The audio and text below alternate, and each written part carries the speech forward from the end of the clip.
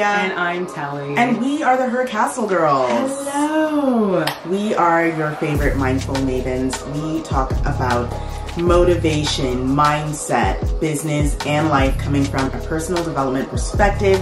So if you love all that stuff, if you love to talk about spiritual aspects, how to develop yourself in all of those ways, then you need to subscribe to our channel. Subscribe to our channel. Become a soulful creator. Yes. I think the sound of it sounds so nice, right? Yeah, why wouldn't you want to be one? Right? So join the crew. Also, don't forget to like this video, give it a thumbs up so we can get our message across the land. Today, we are recording our podcast. It's all connected by Her Castle Girls. Find us wherever you listen to your favorite podcasts. And today we are talking about finding your authentic voice. Yes. And you'll know more about this as we go through the conversation. But if you are having issues with sort of being brave enough or having the courage to be your authentic self, this is definitely the podcast episode for you. It's time. Today we talk about this quote. You are never going to find your own voice while trying to match the pitch of everyone else's. As seen on To Be Magnetic's Instagram thread, we are talking about finding your authentic voice. Because I do think it is important that people understand why it's so important to truly just be their authentic self. Even in a world where it seems everybody is trying to copy other people or, and this is horrible, but even take credit for things that they didn't even create. The question here is, what's wrong with following trends? Oh my goodness, what's right with following it? I mean, it's funny, with a trend, someone will start something, but that's their idea. And if they're passionate about polka dot purple pants, then that's their thing. So hey, absolutely, run along with it.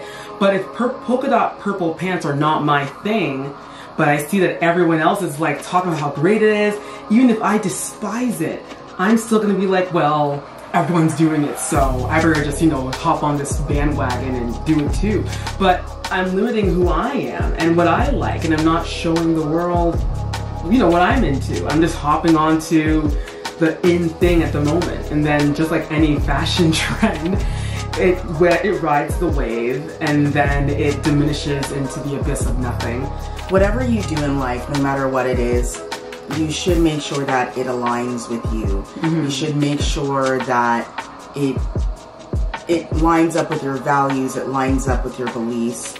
The issue with following trends is that we follow a trend blindly and we basically tell ourselves, we tell the universe or our divine source that us on our own isn't enough, and I need everything else, and I need the validation of other people to be valuable. With just following trends blindly without much thought, is that you're actually sometimes are setting yourself up for failure. Oh, I could not agree with you more. This is a word that failure is a word that we don't even like to use. No. It's never failure, it's learnings. But why would you... Big learning. Yeah, why would you set yourself up to not succeed at something? And, things are meant for you and some things aren't meant for you. That's it. And I believe that when following trends that are not aligned with who we really are, we are just messing with all of the pathways. We're messing with what we could be doing, and we're also limiting our own potential, because you're trying to get this and that. Maybe you're trying to get a specific number of social media followings or something, and you're like, well, if I do this thing that's trending right now, I could probably get an extra 5,000 followers. But maybe being yourself, maybe you could get 10,000 followers, and then you would get them because of your authenticity and because of your truth. It's like people are afraid of just being themselves. Well, they are. They're so used to seeing whatever social, whatever on media, and they want to know, okay, well, we'll use the Kardashians as an example, since they're still a thing. People will see Kim wear a certain look, and even if they're not into it, they will do it. Right. Because they want to get, they're doing it for the gram. They want to learn the latest TikTok dance. So maybe that dance isn't even a part of them, period. Because they figure, well, everyone's talking about it, everyone's doing it, I'm going to do it so I can get some followers. And let's say that works. Great, you got your extra 500 or extra 10,000. But then when you try to be yourself, those people, they only followed you and found you because of that TikTok dance or because of that Kim Kardashian look you keep wearing. When people start seeing, wait a minute, this girl or guy has just been lying to me this entire time, they're just gonna slowly trickle down and you're gonna go back probably worse than you were when you first started. Subconsciously it gets into our minds, and everyone goes through it. We're always, people will be like, oh, maybe I should try changing my values so that I can become something more. When in reality, it's like, no, what are you doing? That's like sabotage. Yeah. Don't disvalue yourself. There's the saying, don't fix what's not broken. Why people say to themselves, well, why should I try to be innovative? Why should I try to be different? It just sort of seems like a waste of time. But, what I say is there's always room for a unique self. We had seen decades and decades upon decades of pop stars that all looked the same. At times, sometimes it was hard to tell them apart. True. And now we're in an era of, people that are looking so different. We have people like Lizzo, we have people like her, we have people like Billie Eilish. Right. And, they are showing up on stage as themselves. Yes. Therefore not looking like everybody else. Right. And in being themselves, they have truly created a space where the space is, hey, being innovative actually means just being yourself. There doesn't need to be a huge marketing ploy behind it. One person I thought of course, was someone like Jesus, you know? Oh, girl, absolutely. Like, Jesus, absolutely. Showed up on the scene and he was his authentic self, saying things that not everyone else was saying, kind of going against the status quo, doing things in a way that other people of that time were not doing. True. And of course it made him one of the greatest, historical figures and marks in, in human history. And that wouldn't have happened if he was just looking to impress a bunch of people. He showed up as his authentic self and, followed his calling, that's what we're missing out on when we are out here. Yes. You're missing out on your full potential. You're missing out on what you could bring to the table. It's, it's almost like, imagine that kid, he never got a chance to go to school, therefore he didn't get a chance to learn science. Therefore he didn't get a chance to invent some amazing thing that could have saved somebody. Like, exactly. All because he decided to take a different turn. He wanted to follow the crowd or follow the trend. It just fascinates me when I know that fear plays a big part. People don't want to show who they truly are for fear that they'll get laughed at or they'll get made fun of or whatever the case is. But even like the women you mentioned, I know Carson and I are hardcore fans of Prince. And, he never shied away from being different. Right. We don't shy away from being different. No, I mean, for us it took some time. It was a process. But what's funny is, and what's interesting I find, is that people don't know that they have the personal resources to go their authentic calling. Right. I find that, for instance, myself, I had no idea that this was the pathway I was going to end up on. I went to school to become a journalist. I wanted to be a broadcast journalist. And that's what I wanted to do. Then I ended up in marketing. I ended up acting for a while, doing theater and TV and stuff. And I had no idea that all of those skills, soft and hard skills that I learned, would come together and put me here in front of the camera talking to all of you right now. Before all that, you wanted to be a director, Black Steven Spielberg. Yes, I wanted to be the Black Steven Spielberg. And I can't agree with you more. For me, when I was a kid, I wanted to be a teacher.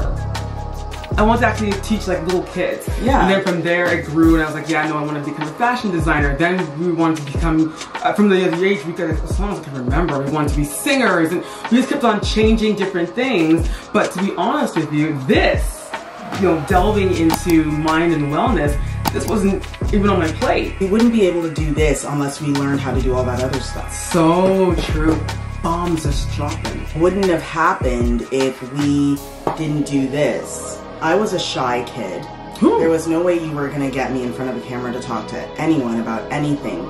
But because of those years in college, sitting in front of a camera, reading a teleprompter, doing all of those things, that made it possible for me to lose the phobia of public speaking. Right. Being very into the whole, let's copy this, let's take that, let's do that, and just taking things and regurgitating it. The problem with that is that you are pushing yourself aside and you are not giving yourself a chance to really come forward with your own unique voice, your own unique message.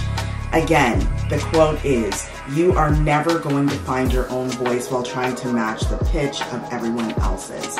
How are we going to hear you when everyone is singing the same song? How are we going to hear everyone sing the same note? I mean, everyone singing in unison, it's not the same. You can identify the levels and the different, voices. And they're saying, you know what, I don't want to be this person. I want to be me. I want to go out as I am and want people to accept me as a dancer or a painter or a spokesperson for a brand that they're really passionate about. And doing things in line with your values. If you're truly connected to your inner self, you are not going to be the carbon copy of someone else. And I think that that's just the main message here with this quote. I think so too. All right, fine. We need to find our own voice. Right. How do we find our own voice in a world that is so loud? Tune in to my own voice. Tune in to my higher self. Yes. And I remember when you first told me that, especially over 2020, when I really started delving deep into mindset and trying to fix myself. And at first I was like, well, I don't really know. Do I even have a higher self? And you scolded me and said everyone has a higher self. You just got to listen, and she'll find you, basically. Yes. And I can't stress how important it is to just be silent and be still. Everyone's calling for your attention. Right.